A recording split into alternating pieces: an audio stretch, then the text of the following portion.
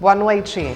Semana Municipal da Agricultura Familiar inicia com painel sobre sucessão na propriedade rural. A evasão do campo é um processo já bastante grande, o êxodo rural é antigo, né, e continua ocorrendo pela falta de incentivo, falta de vontade, falta de interesse dos jovens em levar adiante o trabalho dos seus pais, né. A vereadora Eva Valéria Lorenzato representou a Câmara Municipal na abertura das atividades. O Legislativo precisa estar junto, contribuindo para o fortalecimento da agricultura familiar.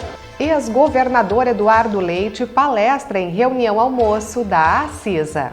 Passo Fundo recebeu 11 milhões de reais no ano passado do pagamento do ICMS atrasado ao longo de anos da CE. No momento que a gente faz a privatização da companhia, o Estado resolve um problema de 4 bilhões de reais de dívida para com o Estado da companhia de energia elétrica e gera para os municípios mais de 800 milhões de reais em pagamento de ICMS não pago em anos anteriores. E neste evento, o vereador Wilson Liu falou em nome do Poder Legislativo. O nosso representante estadual, ele tem que, nesse momento, mostrar essa capacidade de diálogo, de ser alguém que ajuda a conduzir, a romper essas bolhas para chegarmos ao diálogo onde toda a sociedade ganha.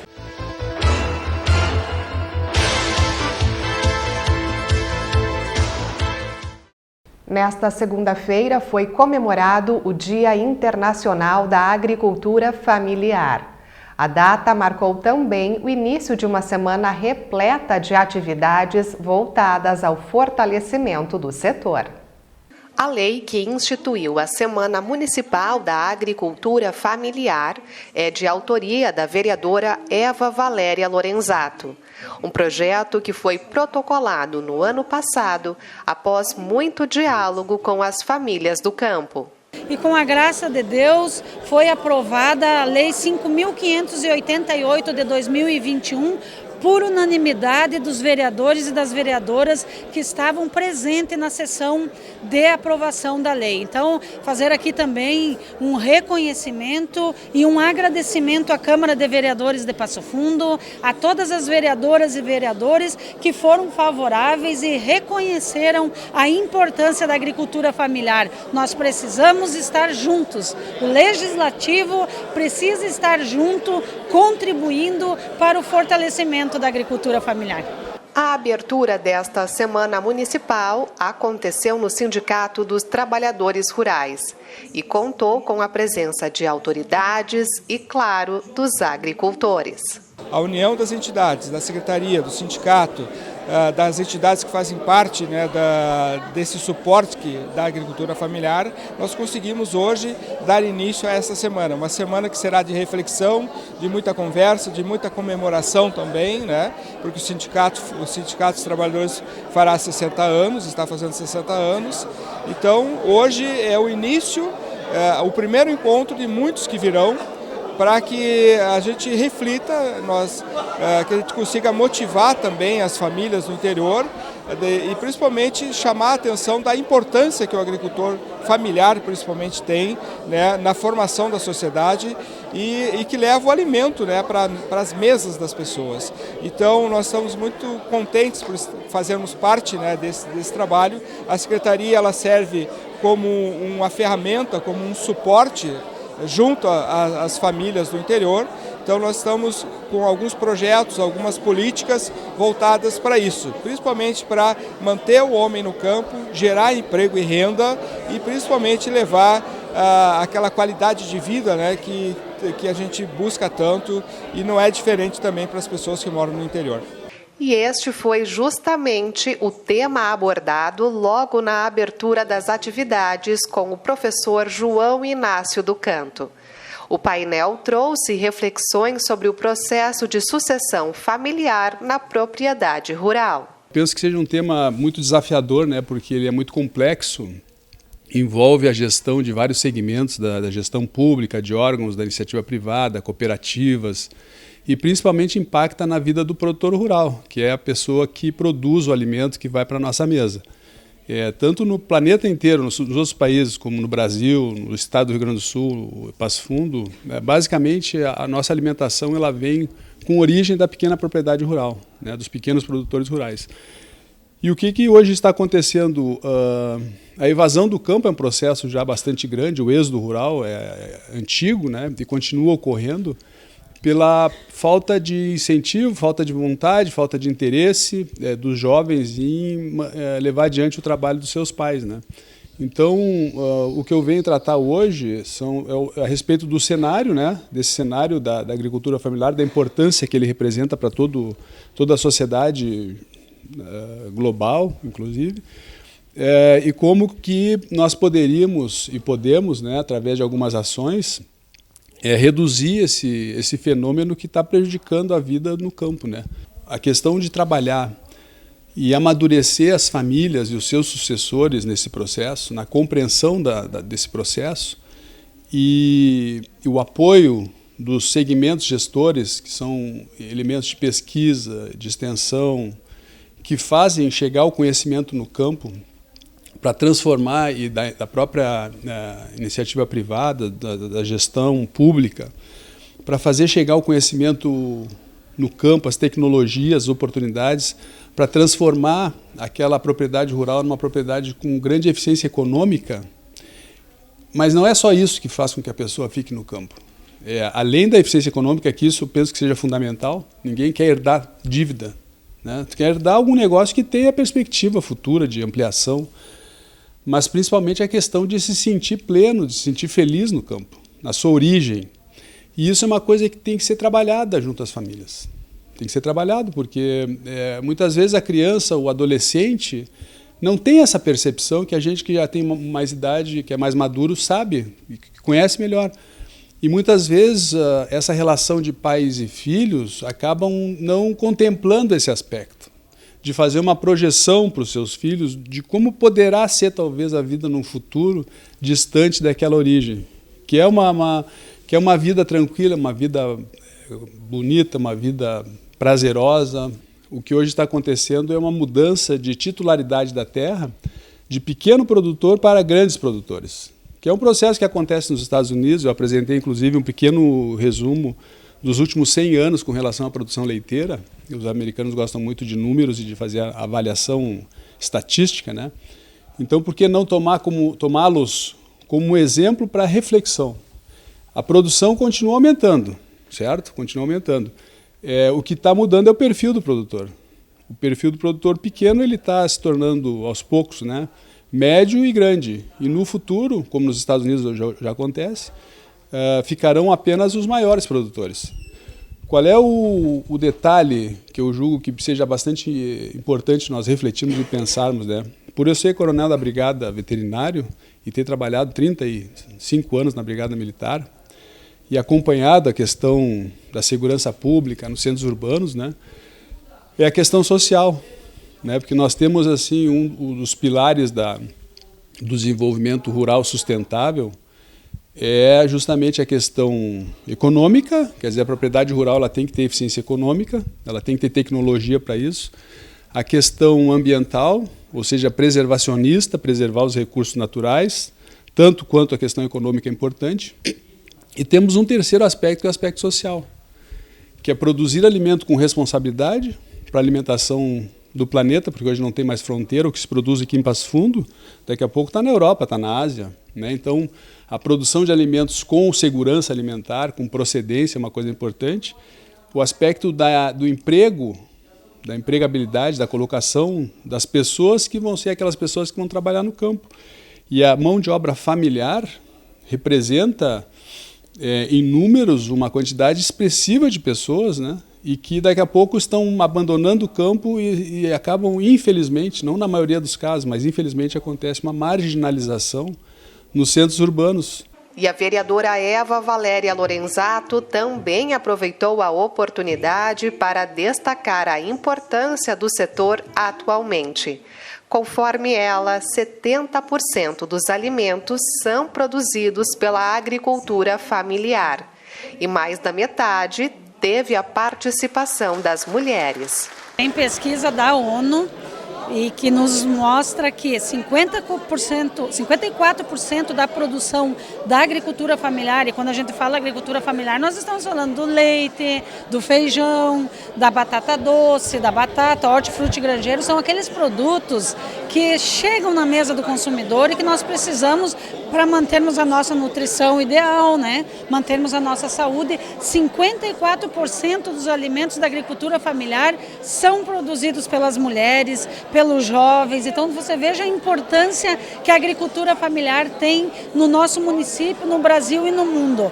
E 70% dos alimentos que vão à mesa dos consumidores são produzidos pela agricultura familiar. Nós queremos muito aproveitar esta semana da agricultura familiar para ressaltarmos a importância que ela tem na qualidade de vida da nossa gente, na soberania alimentar do nosso povo, do nosso país. Então é uma grande alegria para nós estarmos aqui reunidos com tantas lideranças que têm trajetória de vida, que têm história junto aos pequenos agricultores, porque nós estamos debatendo muito. Nós precisamos fazer um enfrentamento porque não podemos aceitar que a agricultura do nosso país se transforme apenas na monocultura. Isso é muito prejudicial para o meio ambiente, porque a gente sabe também que quem preserva o meio ambiente são os pequenos agricultores. E aí você fala da água, você fala do solo, da biodiversidade. A agricultura familiar merece. O que nós estamos fazendo aqui hoje, iniciando, abrindo a Semana da Agricultura Familiar, é um pequeno gesto frente à importância que os pequenos e as pequenas agricultoras têm para a manutenção da vida na nossa cidade. E depois do intervalo, você vai ver como foi a reunião almoço com o ex-governador Eduardo Leite. Nós voltamos em 1 minuto.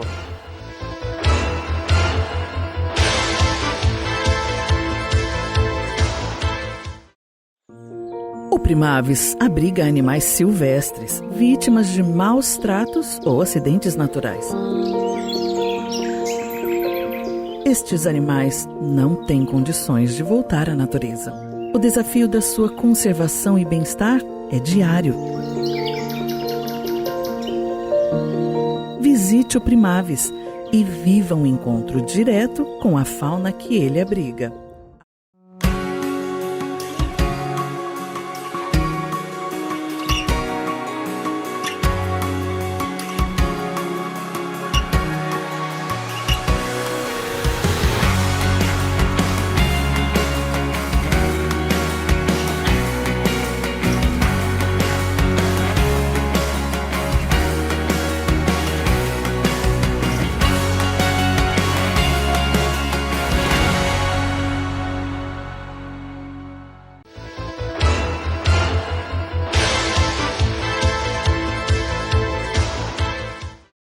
O ex-governador Eduardo Leite foi o palestrante da reunião almoço promovida pela ACISA na última sexta-feira.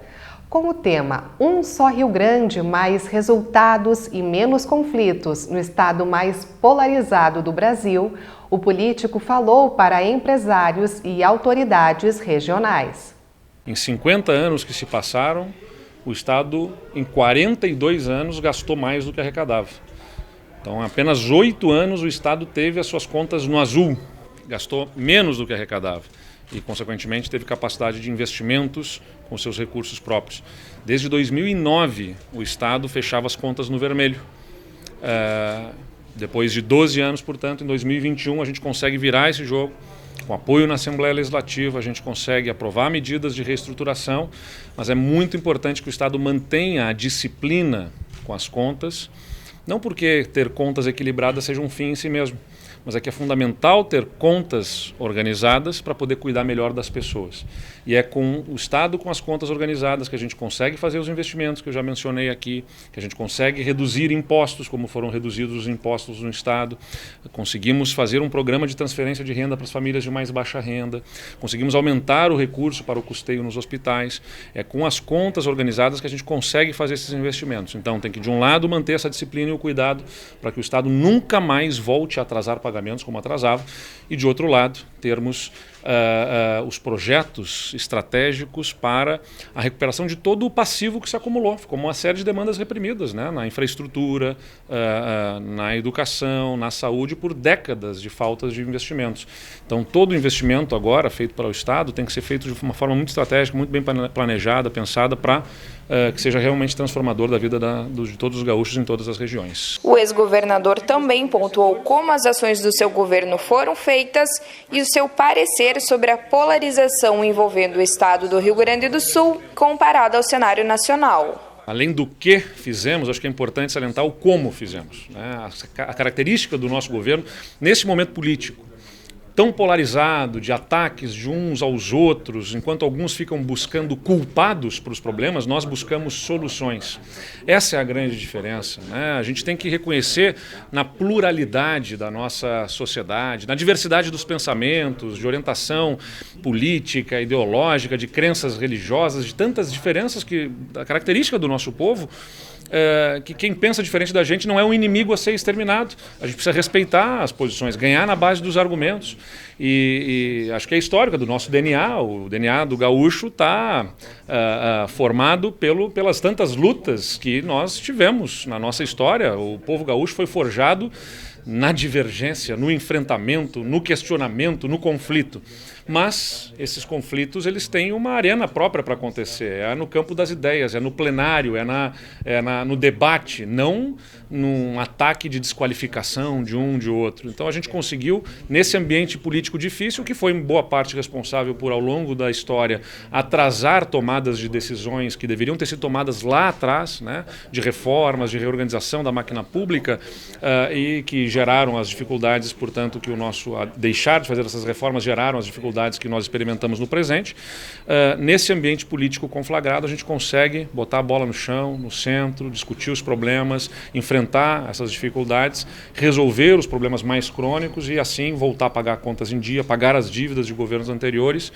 Vocês nunca viram o governador xingando um, xingando o outro, botando a culpa nesse ou naquele, né? Nós sentávamos com todos os grupos políticos e buscávamos enfrentar os problemas. E isso ajudou o Rio Grande do Sul a ter uma situação bastante diferente hoje do que ele enfrentava há 4 anos atrás. Eduardo, o que você destaca de ações e iniciativas foram feitas aqui em Passo Fundo e na região durante o governo? Pois a colheita está começando, né? E a gente semeou ao longo do nosso governo, como disse, primeiro a situação fiscal difícil. Faz reformas, reorganiza a máquina, bota as contas em ordem, paga os passivos, né? Tudo aquilo que ficou sem pagamento em governos anteriores. Só para dar um exemplo, Passo Fundo recebeu 11 milhões de reais no ano passado do pagamento do ICMS atrasado ao longo de anos da CE. No momento que a gente faz a privatização da companhia, o Estado resolve um problema de 4 bilhões de reais de dívida para com o Estado da companhia de energia elétrica e gera para os municípios mais de 800 milhões de reais em pagamento de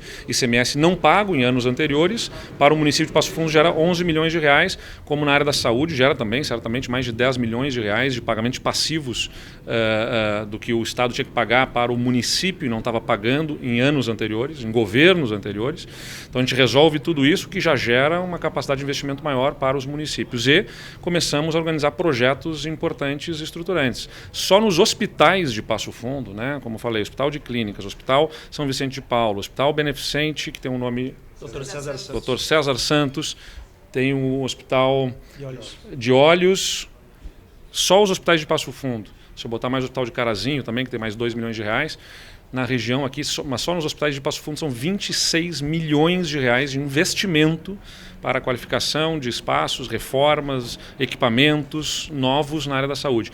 Mas mais do que isso, o Hospital São Vicente de Paulo teve um aumento no seu repasse, que era de cerca de 6 milhões de reais anuais, para mais de 20 milhões de reais para o custeio das suas atividades, porque nós reorganizamos a lógica de remuneração dos hospitais com critérios objetivos, de acordo com a sua produção, e o Hospital São Vicente de Paulo teve esse salto de recursos para o custeio das atividades, porque não basta investir, reformar, botar equipamento, se não tiver recurso para manter o funcionamento, né? A equipe médica, toda a equipe de funcionários, os custos com insumos, com todos os itens que tem que estar à disposição para a operação complexa que é na área da saúde.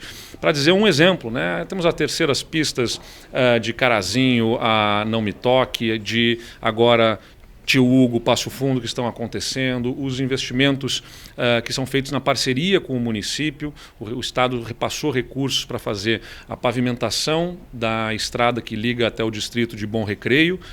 Eu não tenho atualização de como é que está a obra, se o município já licitou, não licitou, mas o SI deve estar num processo para início de obras, ou com obras iniciando, recursos do governo do Estado, recursos para a reforma de espaços esportivos, e vinha andando aqui, quando entrei para o Passo Fundo, pela Avenida Brasil, né, observando aqueles canteiros centrais que serão todos requalificados com repasse do Estado da ordem de 9 milhões de reais para fazer toda a reciclagem daqueles canteiros centrais para melhorar aqueles espaços. Representando os poderes executivo e legislativo, respectivamente, o prefeito Pedro Almeida e o vereador Wilson Liu falaram sobre a importância da aproximação do município de iniciativas estaduais.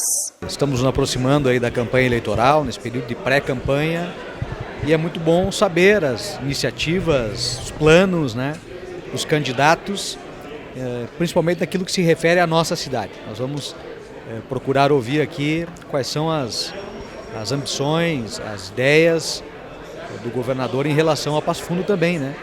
Afinal de contas, a nossa cidade tem tido um destaque muito grande no estado, em todo o sul do Brasil, e nós queremos garantir sempre a vinda de recursos e um olhar especial do estado e da federação para a nossa cidade. Nós estamos vivendo um momento de bolhas, onde cada um vai se fechando em sua bolha e acha que está com a verdade.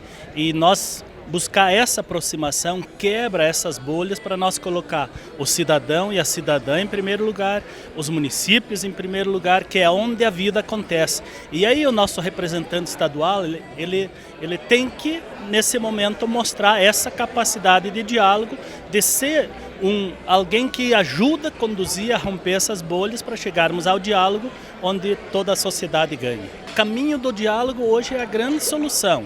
Porque sem isso nós vamos cada vez mais nos fechando em bolhas, e as bolhas elas geram preconceito, geram discriminação e não raras vezes geram violência, e é tudo que nós não precisamos. Presidente da CISA, promotora do evento, Cássio Barbosa destaca a iniciativa em trazer autoridades políticas com o objetivo de colaborar com o desenvolvimento do município. Este é o papel de uma entidade, né? É assim que a CISA trabalha, tentando aproximar o empresariado dos poderes públicos que nos representam, né? Então, é sempre em busca de propostas propositivas que a CISA está trabalhando, e ao trazer o ex-governador Eduardo e também como pré-candidato ao governo do estado, é uma oportunidade que os empresários têm de poder entender o que está, quais são os planos ou os projetos que o governador tem para o nosso estado, melhor dizendo, e quais são as demandas que ele vai levar aqui de Passo Fundo.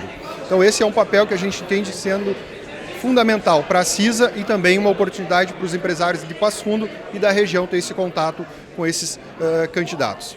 E o Jornal da Câmara desta terça-feira fica por aqui. Você assiste agora o Literatura Local. Uma ótima noite e até a nossa próxima edição.